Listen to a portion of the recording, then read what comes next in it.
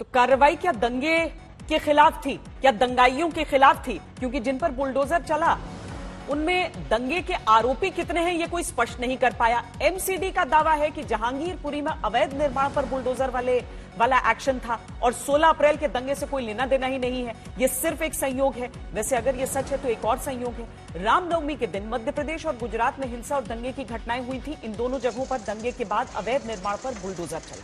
फिर चाहे वो मध्य प्रदेश का खरगोन हो, जहां हिंसा के बाद 24 घंटे के अंदर मुख्यमंत्री शिवराज सिंह चौहान की सरकार ने 45 मकानों और दुकानों पर बुलडोजर चलवा दिया, या फिर गुजरात का खंबात हो, जहां हनुमान जयंती पर हुई हिंसा के आरोपियों की संपत्तियों पर पिछले हफ्ते ही मुख्यमंत्री भूपेंद्र पटेल की सरकार ने बुलडोजर चलवा दिया। आज दिल्ली के जहांगीरपुरी में एमसीडी के बुलडोजर ने ठीक दंगे वाली जगह पर अवैध निर्माण के खिलाफ एक्शन लिया।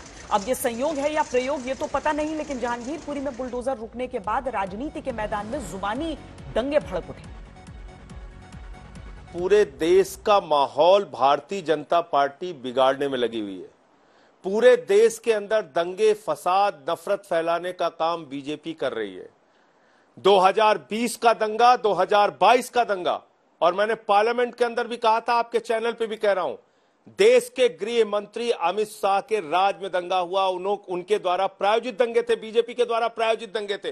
अगर बुलडोजर चलना चाहिए तो बीजेपी के हेडक्वार्टर और अमित शाह के घर पे बुलडोजर चलना चाहिए। ये वही पार्टी है ना जिसके की राष्ट्रीय संयोजक और दिल्ली के मुख्यमंत्री जी हनुमान चालीसा का पाठ किए थे। अब दिख गया कि दिल में कितने हनुमान हैं, या कितने सुलेमान हैं, कितने रहमान हैं और कितने खान हैं। ये साफ दिखाई पड़ गया कि वो हाथी के खाने के दांत और दिखाने के दांत और, या पंचतंत्र में जो कथा है भगत और बगुला भगत की, तो वह राजनीति में दिख रही है। बांग्लादेशी होने के बावजूद हम लोगों ने इन लोगों को ये अतिक्रमण करने का ये परमिशन दिया हुआ है। ये घुस के अतिक्रमण करके हमारे देश में बैठ रहे हैं। ऊपर से हमारे भगवान राम और भगवान हनुमान के ऊपर पत्थरबाजी कर रहे हैं। और अगर बुलडोजर चलता है उनके अतिक्रमण के ऊपर, तो छाती पीट करके लोग हमारे देश में बांग्लादेशी और रोहिंग्यान के साथ खड़े हो जाते हैं। और ये कोई पहली बार नहीं हो रहा है। ये तुष्टीकरण की राजनीति के कारण हर बार आतंकवादियों के साथ, पत्थरबाजों के साथ ये कांग्रेस पार्टी या आम आदमी पार्टी इत्यादि जो बार बार खड़ी होती है, उसका नतीजा हमने देखा है। सवाल ये पैदा होता है कि 6-7 साल से आपकी सरकार है, जब तक आपने क्यों नहीं तोड़ा, नोटिस क्यों नहीं दिया?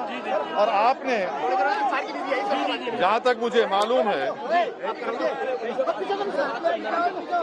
26/11/2021 को अमित शाह ने डिक्लेयर किया कि 85,000 सम डोलर्स रेगुलाइज किया हमने अनऑथराइज को।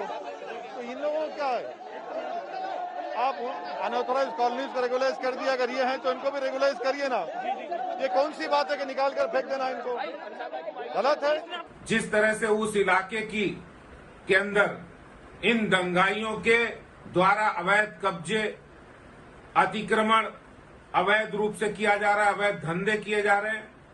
आज हम लोगों ने, हमारे साथ नेता विपक्ष और सांसद ने मिलकर पुलिस कमिश्नर और एमसीडी के कमिश्नर से मांग की कि दंगाइयों की अतिक्रमण और उनके द्वारा संपत्तियों पर अवैध कब्जा और सरकारी जमीन पर अतिक्रमण और अवैध निर्माण पर तुरंत संज्ञान में लेकर उनके खिलाफ तुरंत कार्रवाई की जाए, उनके अतिक्रमण को हटाया जाए, उनके अवैध निर्माण पर बुलडोजर चलाया जाए।